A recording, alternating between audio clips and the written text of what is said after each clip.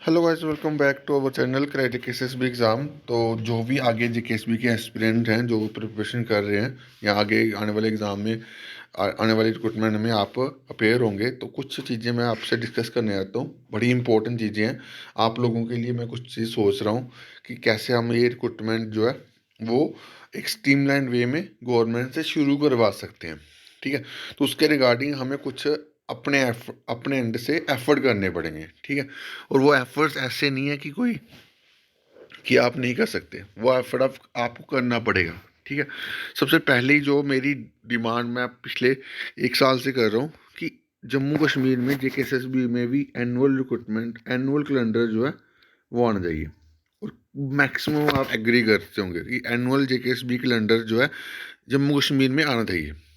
ठीक है, क्योंकि आप देखते हो कि एसएससी कैलेंडर, एसएससी अपना एनुअल कैलेंडर निकालता है, आईबीपीएस निकालता है, अभी रेलवे भी निकाल रहा है।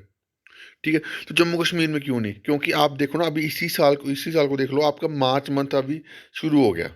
ठीक है, तो अभी तक कोई रिक्रूटमेंट का पता नहीं है। ठीक है, और वो रिक्रूटमेंट की कोई इन्फॉर्मेशन लेने के लिए आरटीआई फाइल करनी पड़ती है। वो तो मैं अपने एंड से आपके बिहाफ पे कर रहा हूँ। बट कुछ चीज़ें, कुछ ये जो इशू है एनुअल जेकेएसबी कैलेंडर, ये एक पहला इशू। दूसरा इशू, एक प्रॉपर एक रिक्रूटमेंट की पॉलिसी होनी चाहिए। क्योंकि यहाँ पे क्या होता है जम्मू कश्मीर में, आपने आपने देखा होगा कि कोई भी रिक्रूटमेंट शुरू तो हो जाती है, या कोई शुरू हो जाती है तो उसके ऊपर केस हो जाते हैं। तो ये चीज़ें ना हो, तो इसके लिए प्रॉपर पॉलिसी हो। अगर कोई रिक्रूटमेंट है जो है वो रेफर होती है, तो उसको प्रॉपर वेरीफाई किया जाए। क्योंकि यहाँ पे देखो ना, आप लास्ट 3 साल का रिकॉर्ड देखो जेकेएसएसबी का, गवर्नमेंट का। एफए की रिक्रूटमेंट, सबसे बड़ी रिक्रूटमेंट कोर्ट केस में है। फॉरेस्टर की रिक्रूटमेंट कोर्ट केस में है। उसके बाद आपका बीएलडब्ल्यू रिक्रूटमेंट कोर्ट केस में है। तो बड़ी रिक्रूटमेंट सारी कोर्ट केस में है। जीकेपीएससी भी कोर्ट केस में थी। उससे क्या हुआ? आपका टाइम स्पॉइल हुआ ना। जो जो गवर्नमेंट के ऑफिशियल्स हैं, हाई अथॉरिटी है, उनका थोड़ी कुछ हुआ। तो ये चीज़ है कि हमें अपनी कुछ जेन्युइन डिमांड्स के रिगार्डिंग जो है हमें हमें बोलना पड़ेगा। क्योंकि अगर हम नहीं बोलें तो आपका टाइम स्पॉइल हो रहा है, कुछ गवर्नमेंट का कुछ नहीं जा रहा। तो अपनी जेन्युइन डिमांड्स जो हमें रखनी है कि यार एनुअल जेकेएसबी कैलेंडर हो। ठीक है, एज रिलैक्सेशन के रिगार्डिंग कुछ बच्चे डिमांड करते हैं, एज रिलैक्सेशन भी जेन्युइन डिमांड है। ठीक है, तो उसके बाद एक प्रॉपर रिक्रूटमेंट पॉलिसी बनाई जाए गवर्नमेंट के द्वारा कि एक जो भी हो एक टाइम फ्रेम में हो। ये ना हो कि एक रिक्रूटमेंट शुरू हो जाए तो भाई 3-3 4 साल लग जाए, वो ना हो यहाँ पे। तो ये 2-3 कुछ इंपॉर्टेंट चीज़ें हैं।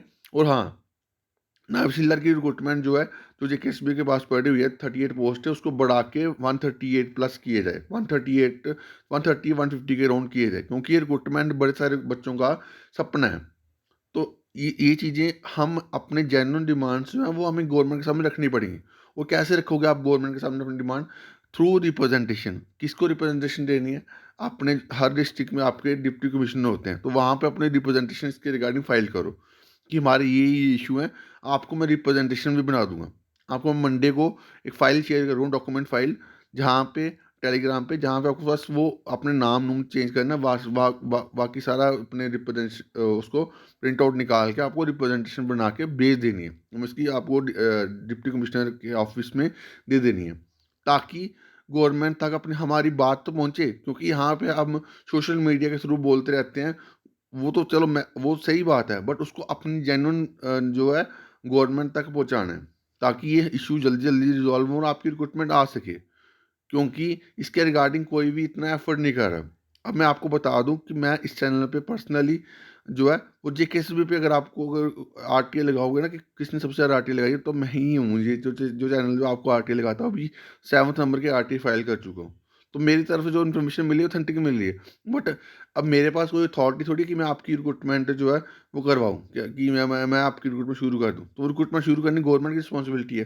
बट रिक्रूटमेंट शुरू हो एक प्रॉपर स्ट्रीमलाइन मैनर में हो, कि ये ना शुरू हो जाए 4-4 साल लग जाए। ठीक है, तो इसके रिगार्डिंग आपको हमें यूनाइट होना पड़ेगा। अपनी जो डिमांड जो गवर्नमेंट के सामने रखनी पड़ेगी, जेन्युइन डिमांड से, कोई ऐसी डिमांड नहीं है जो जो गवर्नमेंट पूरी नहीं कर सकती है पूरी। और यही बच्चों की डिमांड है कि यार ये चीज़ें हों। ठीक है, तो बाकी आप अपने अपने ओपिनियन जो है वो रख सकते हो। मैं अपने अपने ओपिनियन जो है आपके सामने रखते रहता हूँ। ठीक है, तो बाकी अभी के लिए इतना ही। Thank you guys, love you all.